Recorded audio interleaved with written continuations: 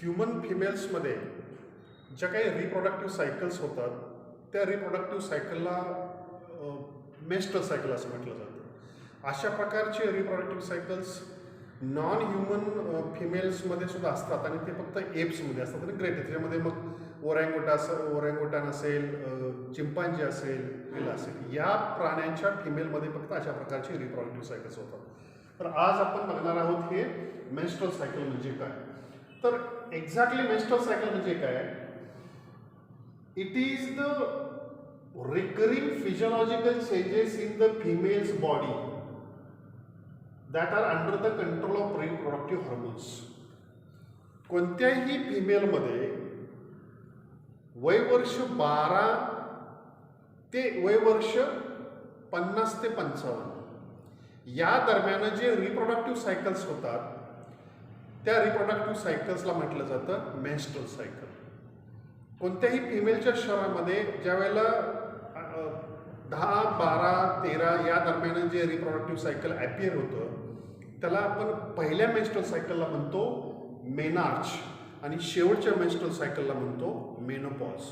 तर मेनार्च ते मेनोपॉज या दरम्यान त्या स्त्रीच्या शरीरामध्ये रिप्रोडक्टिव्ह सायकल्स होतात त्याला आपण म्हणतो मेन्स्ट्रुअल सायकल. याला मराठीत आपण मासिक पाळी असं म्हणतो. ओके. तर आज आपण जे बघणार आहोत ते ह्युमन रिप्रोडक्टिव्ह सायकल्स, त्यालाच आपण म्हणतो मेन्स्ट्रुअल सायकल्स. आता हे डिटेलमध्ये आपण बघणार आहोत. तर मगाशी आता तुम्हाला जे सांगितलं की ह्युमन मॅमॅलियन फिमेल जर सोडल्या तर नॉन ह्युमन मॅमॅलियन फिमेल्समध्ये फक्त हे जे काही ग्रेट चिंपांजी असेल, गोरिला असेल किंवा ओरँगुटान असेल यांच्यामध्ये तुम्हाला अशा प्रकारच्या फिमेल्समध्ये हे सायकल दिसतात. त्याला आपण म्हणतो रिप्रोडक्टिव्ह सायकल्स. आता याच्यामध्ये जे आपल्याला डिटेल जे बघायचे आहेत कंटेंटमध्ये, तर सुरुवातीला आपण बघणार आहोत इंट्रोडक्शन, त्याच्यानंतर मग रिप्रोडक्टिव्ह सायकल्स कोणकोणते आहेत, रिप्रोडक्टिव्ह सायकलचे जे फेजेस आहेत त्या फेजेस आपण डिटेल्समध्ये बघणार. ओके. तर ह्या फिगरमध्ये तुम्हाला दिसेल की एक्झॅक्टली 4 फेजेसमध्ये कसं रिप्रोडक्टिव्ह सायकल कम्प्लीट होतं. तर मेन्स्ट्रुअल सायकल म्हणजे काय? The rhythmic or cyclic changes that occurs in to the body of a female. The rhythmic or cyclic changes that occurs into the uterus, ovary and sex hormones in a human female every 28 days from menarche to menopause is called as a menstrual cycle.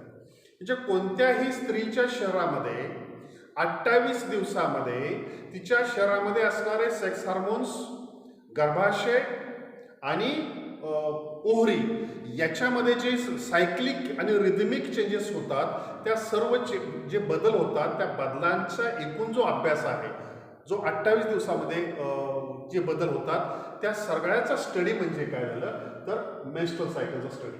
तर याच्यात तुमच्या लक्षात येईल की इथं गर्भाशयामध्ये होणारे बदल असतील, ओव्हरीमध्ये होणारे बदल असतील किंवा याच्यामध्ये जी काही हार्मोन्स आहेत मग ते ओव्हरीचे हार्मोन्स असतील किंवा पिट्युटरी ग्लँडचे हार्मोन्स असतील, या सगळ्यामध्ये जे होणारे बदल आहेत त्या बदलांचा अभ्यास म्हणजे काय झालं मेन्स्ट्रुअल सायकल.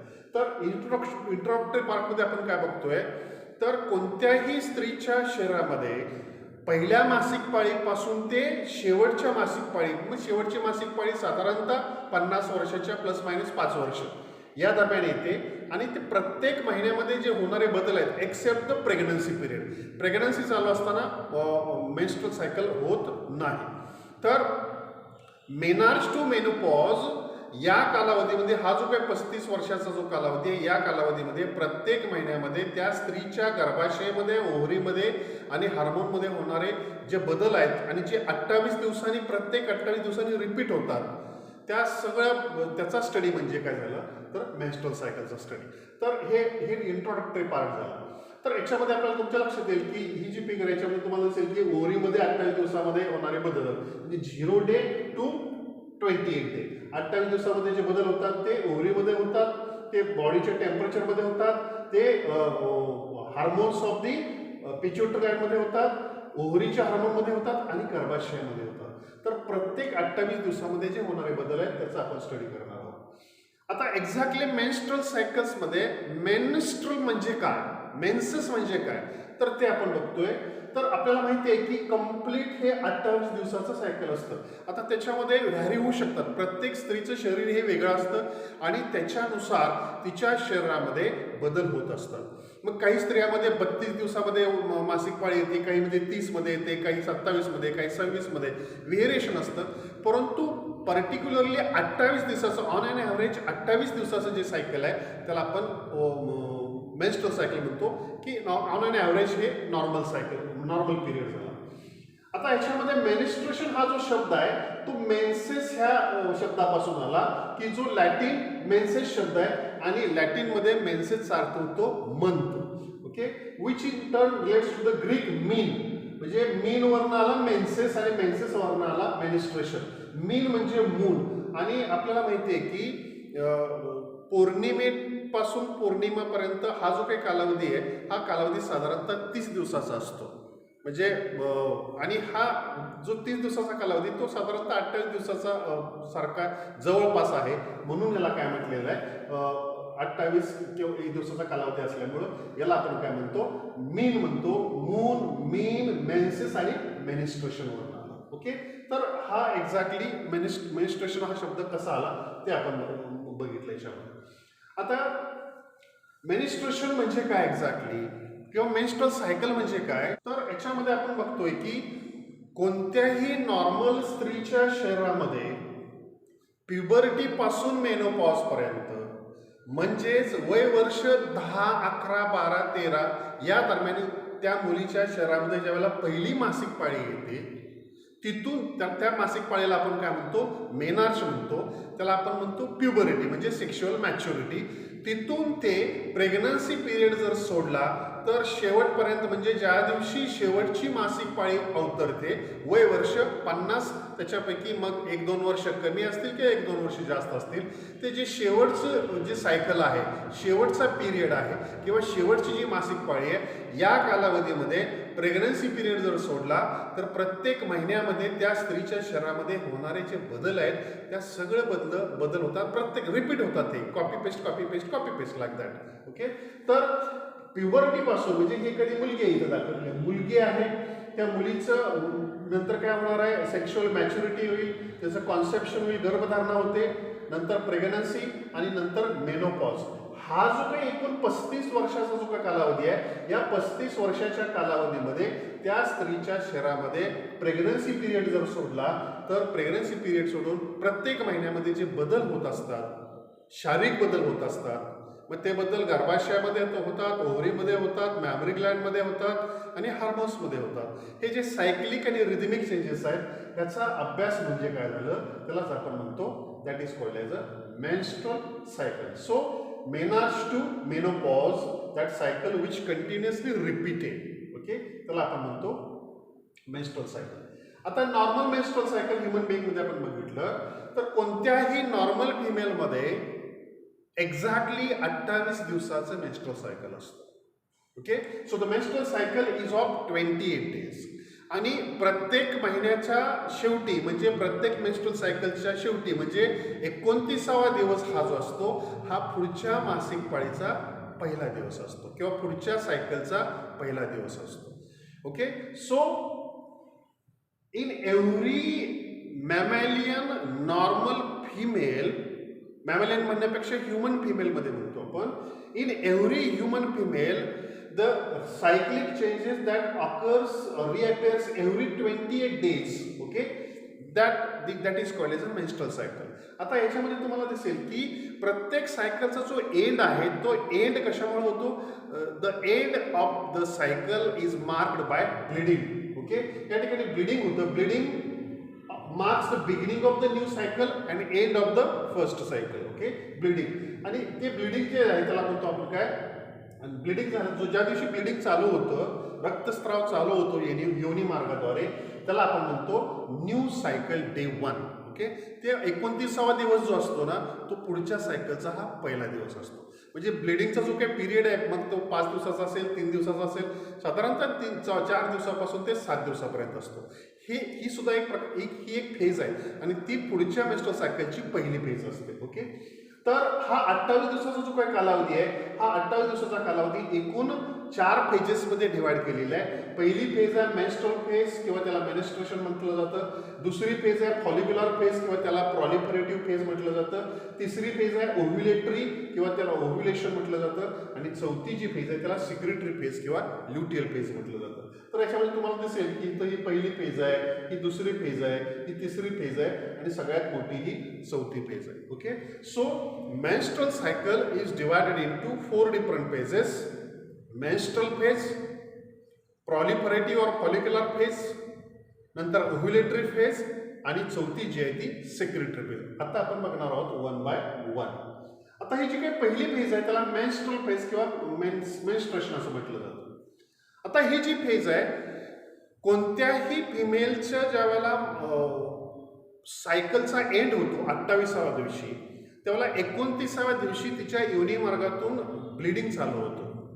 आणि ते ब्लिडिंग ज्या दिवशी चालू होईल तो दिवस म्हणजे नवीन सायकलचा हा पहिला दिवस असतो. आता ते ब्लिडिंग का होतं हे सक्सेसफुली तुमच्या लक्षात येईल. This phase last for near about 3 to 7 days. 3 ते 7 दिवसामध्ये प्रत्येक फिमेलच्या शरीरानुसार ते व्हॅरी होतो कालावधी. आणि ह्या 3 ते 7 दिवसाच्या कालावधीमध्ये तिच्या शरीरातून साधारणतः 50 ml ब्लड जातं. 50 ml ब्लडच्या सोबत तिच्या शरीरामध्ये असलेला युट्राइन एंडोमेट्रियम जो वाढलेला होता, तो वाढलेला युट्राइन एंडोमेट्रियम बाहेर जातो. त्याच्यामध्ये मग डेड ओव्हम सुद्धा आहेत. So dead ovum, the grown uterine endometrium, जो वाढलेला टिश्यू होता तो वाढलेला टिश्यू आणि ब्लड, मग त्या ब्लडचे कंपाऊंड सगळे आले. असं 50 मिली ब्लड साधारणतः 2 ते 7 दिवसामध्ये किंवा 3 ते 7 दिवसामध्ये शरीराच्या बाहेर टाकलं जातं. आणि असं म्हटलं जातं की uterus is repaired for possible pregnancy. नवीन जर का गर्भधारणा होणार असेल तर या ठिकाणी हे युटेरस अशा प्रकारे रिपेअर केलं जातं. ओके, सो आता याच्यामध्ये ज्या वेळेला हे 2 ते 7 दिवसामध्ये गर्भाशयाच्या आतून पूर्णपणे वाढलेला जो काही थर, एक्सेस वाढलेला जो थर असतो युट्राइन एंडोमेट्रियमचा, ते आतलं लाइनिंग, ब्लड आणि डेड ओव्हम हे सगळं ज्यावेळेला बाहेर टाकलं जातं त्यावेळेला एखादा त्याच्यामध्ये रक्ताचा थेंब इथं राहू शकतो गर्भाशयामध्ये. परंतु काय होतं तर या ठिकाणी प्लाझ्मिन नावाचं एक एन्झाईम आहे. ते प्लाझ्मिन एन्झाईम काय करतं, पूर्णपणे काय केलं जातं, आतमधून स्वच्छता, म्हणजे जिथे एखादा क्लॉट जर राहिलेला असेल तर तो क्लॉट तो डिझॉल्व्ह केला जातो आणि युटेरस किंवा गर्भाशय हे पूर्णपणे रिपेअर केलं जातं किंवा स्वच्छ केलं जातं. तर मेनिस्ट्रेशन किंवा मेन्स्ट्रुअल फेज म्हणतो आपण त्याला, ही साधारणतः प्रत्येक फिमेलच्या शरीरानुसार 2 ते 7 दिवसापर्यंत चालते.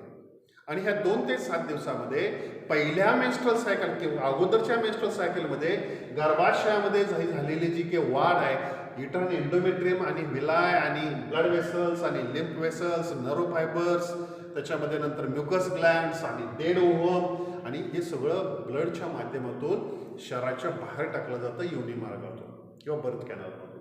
तर त्याला आपण म्हणतो that is called as a menstruation or menstrual phase. ही झाली पहिली फेज. आता तुमच्या लक्षात येईल की ही जी काही पहिली फेज आहे, या पहिल्या फेजमध्ये जे काही बदल होतात शरीरामध्ये, they are controlled by different hormones. Okay, so here you can see that this is the day 1. Okay, आता इथं 28 दिवस झालेले, तर 28व्या दिवसानंतर पुढचा 29वा दिवस असतो, हा ॲक्च्युली हा पहिला दिवस असतो. आणि तो तुमच्या लक्षात येईल की युट्राइन एंडोमेट्रियम जे आहे ते एंडोमेट्रियमची साईज वाढत म्हणजे नॉर्मली ही थिकनेस झाला, परंतु ही वाढलेली जी वॉल आहे, ही वाढलेली वॉल काय केली जाते, इथून ही वाढलेलं युट्राइन एंडोमेट्रियम, डेड ओव्हम हे सगळं शरीराच्या बाहेर टाकलं जातं. ओके, तर ही झाली पहिली फेज. आता जी दुसरी फेज आहे त्या दुसऱ्या फेजला आपण म्हणतो फॉलिक्युलर फेज किंवा त्याला प्रॉलिफरेटिव्ह फेज म्हटलं जातं. आता प्रॉलिफरेटिव्ह फेज किंवा फॉलिक्युलर फेज काय म्हटलं जातं, तर ज्या दिवशी युटेरस पूर्णपणे रिपेअर केला जातो, म्हणजे साधारणतः 6वा किंवा 7वा दिवस. ओके, आता त्याच वेळेला गर्भाशयामध्ये काय होणार आहे, या फिगरमध्ये तुमच्या लक्षात येईल की ज्या वेळेला हे रिपेअर होत जातं त्याच वेळेला इथं नवीन फॉलिकलची डेव्हलपमेंट सुरू होते. आणि ही जी डेव्हलपमेंट आहे ही 28 दिवसापैकी हे पहिले 14 दिवस जे असतात तर तुमच्या लक्षात येईल की या फिगरमध्ये जास्त. ओके, इथं तुमच्या लक्षात येईल की 1 ते 7 दिवसामध्ये गर्भाशयाचे आतला युट्राइन एंडोमेट्रियम हा कमी होत चाललेला आहे. त्याच वेळेला काय होतं, पिच्युटरी ग्लॅन्डपासून एक हार्मोन निघतो, त्याला फॉलिकल स्टिम्युलेटिंग हार्मोन म्हणायचं. आणि हा जो काय फॉलिकल स्टिम्युलेटिंग हार्मोन आहे तो हार्मोन जातो ओव्हरीला, आणि ओव्हरीमध्ये काय होणार आहे, एका नवीन फॉलिकलची डेव्हलपमेंट होत जाते. आता हा जो काय फॉलिकल आहे हा पहिला दिवस, दुसरा, तिसरा, चौथा, पाचवा, आपण सुरुवातीला बघितलेलं होतं की how there is a development of ovarian follicle, म्हणजे primary follicle, secondary follicle, tertiary follicle आणि शेवटी मॅच्युअर फॉलिकल. असं पहिले 14 दिवस काय होणार आहे या ठिकाणी त्या मासिक पाळीतला पहिला जो काय हाप आहे 14 दिवस, या 14 दिवसामध्ये एक ओव्हेरियन फॉलिकल हा मॅच्युअर होतो. आता जो काय मॅच्युअर होत असलेला ओव्हेरियन फॉलिकल आहे त्या फॉलिकल पासून एक हार्मोन निघतं, आणि ते हार्मोन म्हणजे फिमेल सेक्स हार्मोन, त्याला आपण इस्ट्रोजन म्हणतो.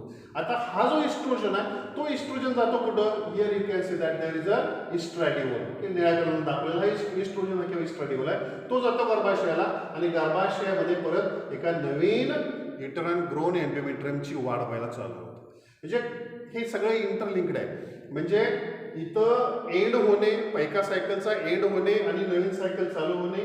नवीन सायकल चालू झालं की पिच्युटरी ग्लॅन्ड पासून फॉलिकल स्टिम्युलेटिंग हार्मोन निघणे, ते हार्मोन ओव्हरीला जाणे, ओव्हरीमध्ये एका नवीन फॉलिकलची डेव्हलपमेंट होणे, प्रायमरी, सेकंडरी, टर्शरी. ते फॉलिकल 14व्या दिवशी मोठा होणे, आणि हे वाढत असताना त्या फॉलिकलच्या आतमध्ये असलेले जे काही थिका इंटरनल थिका एक्सटर्नल सेल्स जे आहेत किंवा त्याला आपण फॉलिक्युलर सेल्स म्हणतो, त्याच्यापासून हे पहिलं सेक्स हार्मोन निघणे, त्याला आपण म्हणतो इस्ट्रॅडिओल किंवा इस्ट्रोजन म्हणतो. ते जातं गर्भाशयाला, आणि गर्भाशय रिपेअर करायला चालू होतं. म्हणजे इथं तुम्हाला दिसेल पहिल्या 14 दिवसामध्ये जी गर्भाशयामध्ये परत जी वाढ झालेली आहे त्याला काय म्हणतो आपण, दॅट इज अ प्रॉलिफरेटिव्ह फेज. म्हणजे ओव्हरीमध्ये एक फॉलिकलची डेव्हलपमेंट होते म्हणून ह्याला फॉलिक्युलर फेज म्हटलं जातं. आणि गर्भाशयामध्ये प्रॉलिफरेशन ऑफ युट्राइन एंडोमेट्रियम होतं, म्हणजे युट्राइन एंडोमेट्रियम प्रॉलिफरेट होतो, म्हणजे मोठा होतो, त्याची साईज वाढायला लागते, म्हणून त्याला काय म्हटलं जातं, प्रॉलिफरेटिव्ह फेज. तर हा फरक आहे, याला काय म्हणतो आपण. So here there is under the control of follicle stimulating hormone, different follicles goes into the second phase. They starts to grow, वाढ व्हायला लागते, आणि जो सगळ्यात हेल्दी जो ओव्हम आहे तो सगळ्यात हेल्दी ओव्हम काय होतो, तो मोठा होतो. त्या प्रोसेसला फॉलिक्युलोजेनेसिस म्हटलं जातं. जसजसे फॉलिकल मोठे होत जातात तसं त्या फॉलिकलपासून हार्मोन निघतो इस्ट्रोजन. तो इस्ट्रोजन जातो गर्भाशयाला, आणि गर्भाशयाच्या सोबतच तो जातो मॅमरी ग्लॅन्डला सुद्धा. मॅमरी ग्लॅन्डमध्ये डक्ट्युलर डेव्हलपमेंट होते, आणि गर्भाशयामध्ये मात्र जो इट्रस आहे तो इट्रस एंडोमेट्रियम असा वाढत वाढत वाढत जातो. हे फक्त होतं पहिले 14 दिवस. ओके. तर दुसरी फेज म्हणजे कोणती, पहिली फेज झाली मेन्स्ट्रुअल फेज 1 ते 7 दिवस, आणि 7व्या दिवसापासून ते 14व्या दिवसापर्यंत दुसरी फेज आहे, त्याला प्रॉलिफरेटिव्ह फेज म्हणतो, किंवा याला आपण म्हणतो फॉलिक्युलर फेज. फॉलिक्युलर फेज का म्हणायचं, तर ओव्हरियन फॉलिकलची डेव्हलपमेंट होते म्हणून. आणि ह्याला प्रॉलिफरेटिव्ह फेज का म्हणायचं, तर युट्रसमध्ये एका proliferation of uterine endometrium takes place देणार. Okay. So this is the second phase. आता याच्यामध्ये तुमच्या ह्या फिगरमध्ये लक्षात येईल की ही फॉलिक्युलर फेज आहे, आणि या फॉलिक्युलर फेजमध्ये काय होणार आहे, इथं एक जो फॉलिकल आहे हे फॉलिकल मोठा मोठा मोठा मोठा होत जातो पहिले 14 दिवस. ओके. त्याच वेळेला याला प्रॉलिफरेटिव्ह फेज का म्हटलेलं आहे, तर इथं युट्राइन एंडोमेट्रियमचं प्रॉलिफरेशन म्हणजे ग्रोथ होते, म्हणून याला म्हटलं जातं. आता जी काही तिसरी फेज जी आहे, ओके, या तिसऱ्या फेजमध्ये काय होतं, त्याला आपण म्हणतो ओव्ह्युलेटरी किंवा ओव्ह्युलेशन फेज म्हणतो. आता मगाशी सेकंड फेजमध्ये बघितलं आपण की डे 1 पासून डे 14 पर्यंत पिच्युटरी ग्लॅन्ड पासून निघणारा हार्मोन आहे फॉलिकल स्टिम्युलेटिंग हार्मोन, तो जातो ओव्हरीला. ओव्हरीमध्ये एका फॉलिकलची डेव्हलपमेंट होते. ती फॉलिकल डेव्हलप होत असताना त्या फॉलिकलमधून हार्मोन निघतो इस्ट्रोजन. तो इस्ट्रोजन जातो गर्भाशयाला आणि मॅमरी ग्लॅन्डला. मॅमरी ग्लॅन्डमध्ये डक्ट्युलर डेव्हलपमेंट होते, आणि गर्भाशयामध्ये किंवा युट्रसमध्ये प्रॉलिफरेशन ऑफ युट्राइन एंडोमेट्रियम होतं. इथंपर्यंत लक्षात आलं का.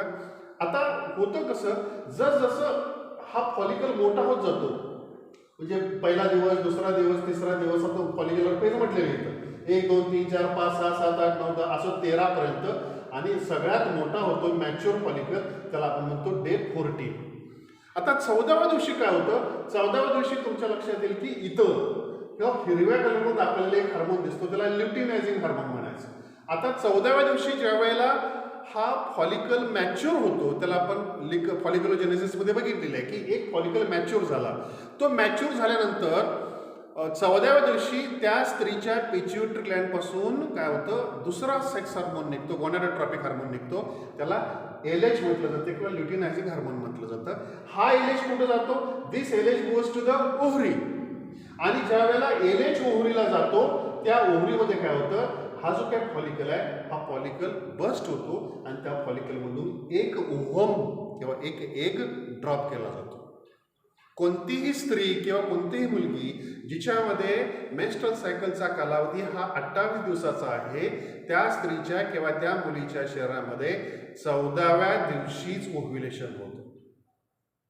Ovulation occurs on day 14. 30 दिवसाचं मेन्स्ट्रुअल सायकल असेल तर 15व्या दिवशी होतं, 28 दिवसाचं मेन्स्ट्रुअल सायकल असेल तर 14व्या दिवशी होतं.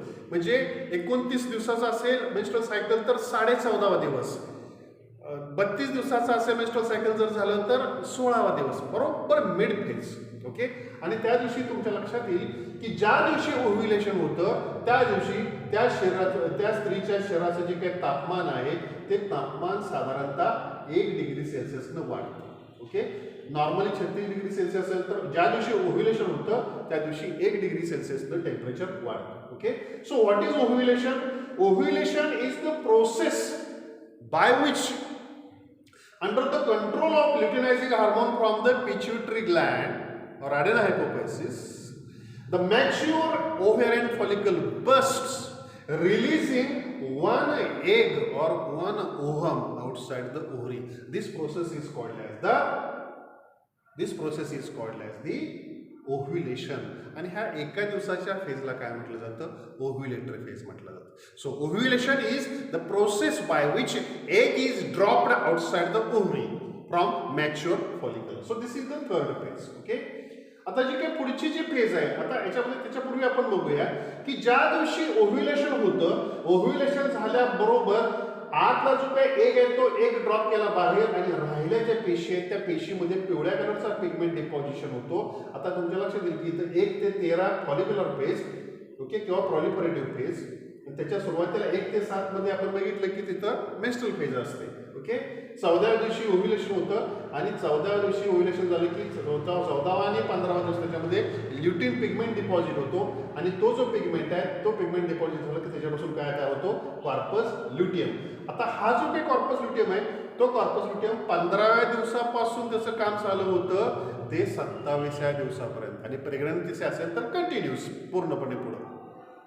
तर हा जो कॉर्पस ल्युटियम आहे, this corpus luteum starts secreting second sex hormone. आणि हा जो काही दुसरा सेक्स हार्मोन आहे त्याला काय म्हटलेलं आहे, it is called as a progesterone. आता तुमच्या लक्षात येईल की एलएचच्या ऍक्शनमुळे ओव्ह्युलेशन झालं, ओव्ह्युलेशन झाल्यामुळे इथं फॉलिकल जे आहे, ओव्हेरियन फॉलिकल आहे, तो फॉलिकल इथं पिवळ्या कलरचा पिगमेंट दिसतो आणि त्याच्यापासून होतो कॉर्पस ल्युटियम तयार. आता हा जो काय कॉर्पस ल्युटियम आहे, हा कॉर्पस ल्युटियम इथं काळ्या कलरमध्ये आपल्याला हार्मोन रिलीज करतो आणि त्या हार्मोनचं नाव आहे प्रोजेस्टेरॉन. आता फिमेल सेक्स हार्मोन स्टडी करत असताना प्रोजेस्टेरॉनचं फंक्शन बघितलेलं आपण. Progesterone is a gestational hormone. It is made to control the pregnancy of that. परंतु नॉन प्रेग्नंट वुमनमध्ये गर्भाशयामध्ये वाढणारी जी वॉल आहे, आता तुमच्या लक्षात येईल की पहिले 14 दिवस त्या स्त्रीच्या शरीरामध्ये गर्भाशयामध्ये होणारे जे बदल आहे ते बदल कोण कंट्रोल करतं, इस्ट्रोजन. आणि 15व्या दिवसापासून 28व्या दिवसापर्यंत जे बदल होतात गर्भाशयामध्ये, युट्राइन एंडोमेट्रियममध्ये, ते कंट्रोल करतो progesterone. Okay. So progesterone is responsible for, आता प्रोजेस्टेरॉन जो आहे, ही प्रोजेस्टेरॉन काय करतो, प्रोजेस्टेरॉन इथं तुम्हाला लक्षात येईल की इथं मेन्स्ट्रुएशन फेज आहे पहिली, त्याच्यानंतर पॉलिपरेटिव्ह फेज किंवा प्रॉलिपरेटिव्ह फेज किंवा फॉलिक्युलर फेज आहे. ओके. 14व्या दिवशी ओव्ह्युलेशन होतं, ओव्ह्युलेशन झालं की कॉर्पस ल्युटियम तयार होतं 15व्या दिवशी आणि तिथून पुढं हा कॉर्पस ल्युटियम सिक्रेट करतो हार्मोन प्रोजेस्टेरॉन. हे प्रोजेस्टेरॉन जातं गर्भाशयामध्ये आणि गर्भाशयामध्ये गेल्यानंतर युट्राइन एंडोमेट्रियम जो पहिले 14 दिवस इस्ट्रोजननं कंट्रोल केलेला होता, त्याच एंडोमेट्रियमची पुढची जी वाढ आहे त्याच्यामध्ये युट्राइन ग्लँड्स असतील, ब्लड वेसल्स असतील, लिम्फ वेसल्स असतील, म्युकस ग्लँड्स असतील, नर्व फायबर्स असतील. ओके. ही सगळी जी वाढलेली जी वॉल आहे ही कोणाच्या ऍक्शन खाली होते, वाढते. It is under the action of the hormone progesterone.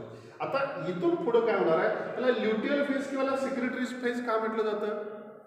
15 दिवसापासून इथं तुम्हाला लक्षात येईल इकडे ग्लँडची संख्या कमी आहे, पण इकडे तुम्हाला ग्लँडची संख्या जास्त झालेली दिसेल आणि याच्यापासून एक द्रव पाझरतो. म्युकस पाझरतो, म्युकस सिक्रीट होतो, म्हणून याला सिक्रिटरी फेज म्हणायचं.